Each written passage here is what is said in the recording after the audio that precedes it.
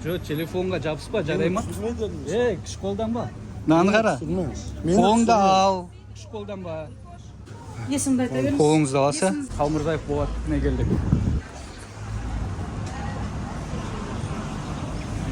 Пандус жоқ.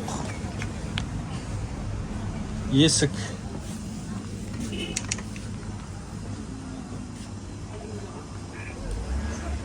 Саламатсыздар ма? Бейне және аудио жазып жүруде Жамбыл Рахматулла. Мына жерде өрт қауіпсіздігі сақталмаған. Есік ішке қарай ашылады. Эвакуация жоспары жоқ. Өрт сөндіргіш жоқ, құм жоқ, су жоқ. Біз көмектескіміз келсе, мына жерде есіктің жанында 1,5 метрде тұрмайтын еді. Стандарты бар ма? Иә. Мына жерде шығу, выход, exit деген 3 тілде жанып тұру керек, жасыл болып. Көргенсіз ба? Торговый центрлерге барғанда. Мына свет өшкен кезде, түтін болған кезде адам көз көру. Түсіндім ғой. Қарапайым адамдар қай жақ есік екенін шатасып қалады ондай кезде, түтін болған кезде. Сол анау жанып тұрады жасыл болып, сол жерге қарай жүру керек. Иә, біледі екенсіздер ғой. Не, эвакуация жоспарыңыз қайда көрсетілген? Эвакуация жоспары? Иә, план эвакуации при пожаре. Жер сілкінгенде. Екі есік па? Жақсы. Жоқ, көрсетіліп тұру керек қой сіз бас. Төтенше жағдай. Иә. Жақсы. Осылай бір дүкенге кіріп шықтым. Өздерінің қателіктерін мойындап, түзеп қоятындарын айтты. Рахмет деп шығып кеттім. Енді келесісіне кіріп жатырмын. Оған пандус жасалмаған. Мынау да сол Қалмырзаевтікі. Пандус жоқ. Есік ішке ашылады. Есік ішке ашылады деп мен толық түсіндірмей жатырмын. Оның төтенше жағдайлар бөлімі біледі, қарапайым азаматтар да білсін. Өрт болған жағдайда адам инстинкт самосохранения деген бар, өзін сақтау қосылады да, алдындағы адамды бәрін таптап алға қарай жылжиды да, сол кезде есік өзіне қарай тарту ойына келмейді адамның, итереді. Сол itергенде сыртқа қарай есік ашылу керек. Не үшін ішке қарай ашылатын ғана айтып жатқан, түсінбей жатқан болса, есік сыртқа ашылу керек. Ішке ашылатын есік дұрыс емес. Бұл жердегі жазу жоқ, шығу жөнінде өрт сөндіру жоқ, эвакуация жоқ. Болды, ары қарай шығып кетейін деп жатырмын. Жаңағы қателіктерді фиксация жасадым. Кетіп бара жатсам, артымнан келіп жұлқылап жатыр. Мен олардың түрлерін түсірген жоқпын, оларға ескерту беретіндей, олардан рұқсат сұратындай. Жай ғана есіктен кірдім, есіктен 1 метр жерде түсірдім. Жаңағыдай шығу керек екен, шығу деген жасыл жазу жоқ екен, эвакуация жаңағы өрт сөндіргіш ештеңе жоқ екен түсіріп, кетіп бара жатсам, артынан келіп жұлқылап жатыр ғой. Мен олар түсірейін деген жоспарымда жоқ етті. Түсірсем кіре салып, ескерту беріп, беттерін түсіретін едім ғой. Сіз рұқсатсыз несіз? Ұстамаңыз, иә? Жамбыл Рахматулла. Кама физикалық күш қолдансаңыз, білесіз не болады, не? Вы не имеете права снимать на территории. Вы должны у меня разрешение спрашивать. Вы должны... Сотқа жүгінесіз. Частная территория деген ол сенің мемлекеттік актың бар, құжатың бар нәрсе. Сен жеке пәтерің, жеке жер үйің, сол кезде сен жеке үйіңе кіріп кетсе, частная территория дейсің. Ол қоғамдық орын, дүкен кәдімгі қоғамдық орын. Заң бұзушылығы анықталса, кез келген азамат, блогер болсын, блогер болмасын, кез келген адам түсіре алатын жер. Сіздерге біреу сөйтіп айтып қорқытып атса, сотқа берем, отқа берем десе, қорықпаңыздар. Заң бұзушылығы анықтаңыздар ма, түсіріңіздер. Сотқа жүгінесіз. Жоқ, рұқсат сұраңыз. Рұқсат сұрамаймын. Мен ескертем жүру, бейне жазым жүруде екен, ескертілдіңіз. Жамбыл Рахматулла. Аха. Тоқтатып, мен видео снимать етейін. Снимать етіңіз. Бұл территория тұрғанына Аха. Есімді айта беріңіз. Қолыңызды аласа. Жамбыл Рахматулла. Жамбыл Рахматулла болсам өзіңе бауырым. Аха. Я видео снимаю, подожди. Так, мен рұқсатсыз видео снимать етіп, осы жерде жүрген бала, есімді айтыңыз. Мен видеомда ескерту бар. Сіздің видеоңыз енді қосылды. Сіздің видеоңызға айтайын. Рұқсатсыз видео түсіруге сіздің құқыңыз жоқ. Аха. Рұқсатсыз кірдің ба? Рұқсатсыз кірдіңіз. Қоғамдық орындан ба? Рұқсатсыз кірдіңіз. Көрсетіңіз. Аудио жазым жүруде. Жоқ, қағазыңызды көрсетіңіз. Не қағаз берейін? Рұқсатыңызды көрсетіңіз. Не рұқсат берейін На сізге? территории вы не имеете права без моего разрешения снимать видео. Сіздің ойыңызша, я? Сіз ойынша емес, сіз ойынша не сонда? Сіз қандай ойыңыз бар сонда? Мен қала Қай оймен? тұрғынымын, тыңдаңыз. Жоқ, мен де қала тұрғынымын. Сіз менің Бұрыннан пікірімді келе сұрадыңыз. Мен жауап берейін десем мүмкіндік бермей Жоқ, тұрсыз. жоқ, жоқ, сіз рұқсатсыз демейсіз. Тиіспей ақ қоясыз ба? Дені сау ма?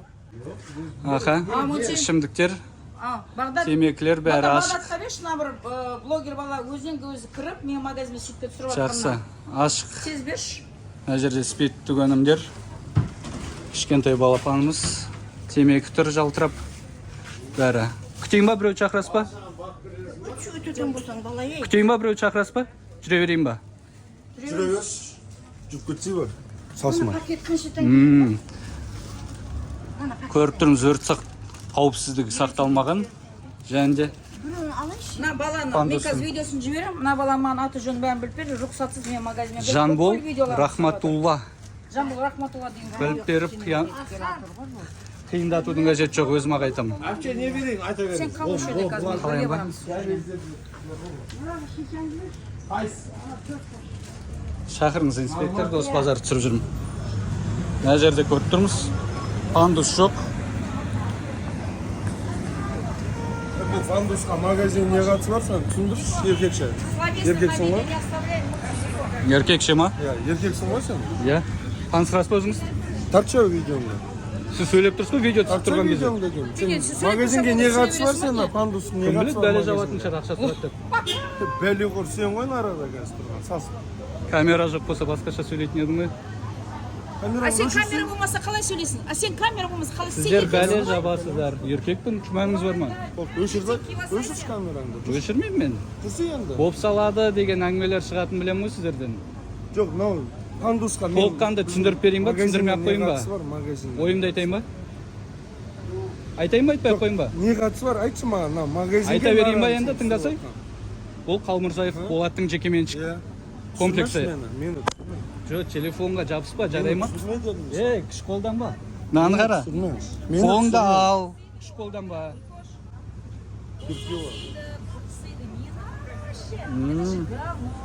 Аха. Тағы нем? Қоғамдық орындамыз. Жекеменшік үйлеріне кіріп кеткенде әңгіме айтады. Кеттік ары қарай. Ана өткенде бұзғандарға шығарған ғой.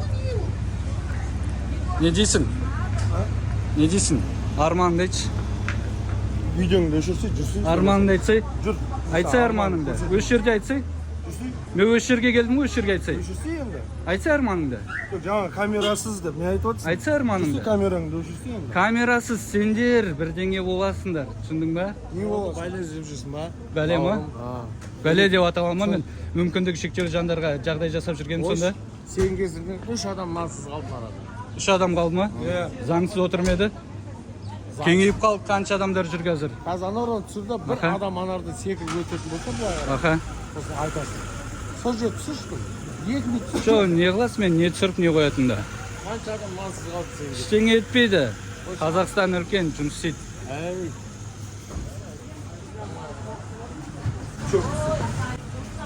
Бетке айтса еркекше. Бетке айтсай, Камераңды өшірсей, бетке айтсай, камераңды өшірсей, камера. бетке айтсай. Терпеуі.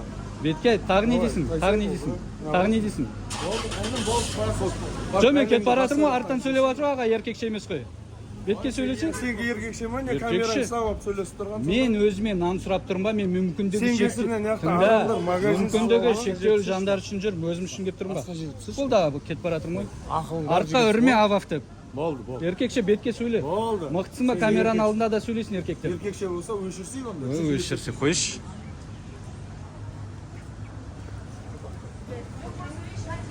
Мінеке, осылай өзім үшін емес, халық үшін, мүмкіндігі шектеулі жандар үшін жүріп, осындай сөздер естіп, қысым көріп, физикалық күш қолданып жатыр маған. Еркекше жүр дейді. Мен бұндайлардың талайын көріп тұстаған ғой, сақ болыңыздар, ағайындар, жігіттер. Камераңды өшір дейді. Камераны өшіріп, адам сияқты адами тұрғыда сөйлесейін десең, өз ұрат. Оған жауап ретінде жауап берсең, жатып алады да емдеткізеді.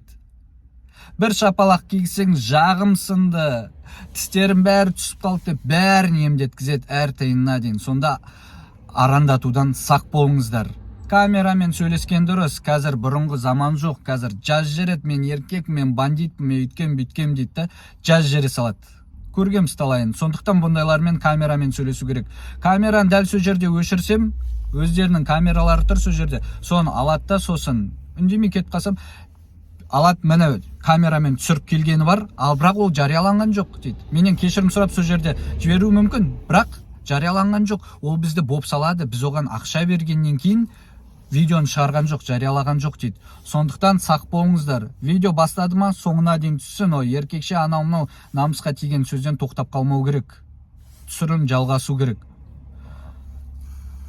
Осылай қазір енді күш қолдан, жаңағыдай қолдан қысып тұрып, телефон жұлқып тартып алғысы келді, қолдан қысып тұрды. Ол бойынша басқа заң жүзінде сөйлесетін боламыз. Өйткені бұл адам менің алдында да бірнеше жыл бұрын бір видеомда боқтаған болатын маған. Сосын мен ол кезде үндемей кеткен болатынмын.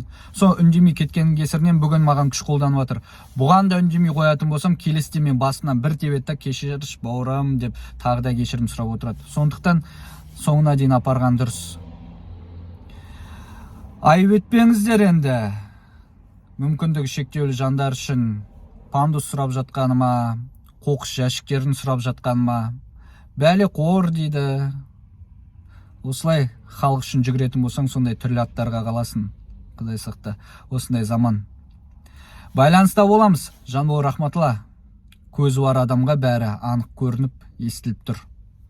Тиісті органдар жаңағыдай, полиция болсын, прокуратура болсын, төтенше жағдайлар бөлімі болсын, санитарлы эпидемиологиялық басқармасы болсын, Еңбек және әлеуметтік қорғау министрлігінің Түркістандық департаменті, пандус жоқ, Кентауға келіп жұмыс істеңіздер, облыста отыра бермеңіздер, кабинетте отырсақ та айлық жүріп жатыр ғой деген болмайды. Мүмкіндігі шектеулі жандарға, жаңағы көз көрмейтін жандарға, арбаға танылған жандарға мүмкіндік жасаңыздар. Кәсіпкерлер өздерін баюын ойлайды, басқа жандарды ойламайды, өкінішке орай. Соларға сіздер айлық алып отқаннан кейін қозғауыңыздар, келіңіздер, көрдіңіздер ме, айтыңыздар, айыппұлдарын салыңыздар. Заң жүзінде бәрін іс-әрекет сіздерге жазулы көрсетілген, мен сіздерге үйретпей ақ қояйын, тек қана орындарыңыздан қозғалыңыздар. Бәрі тиісті шарасын көруді сұраймын. Жанбол рахматулла.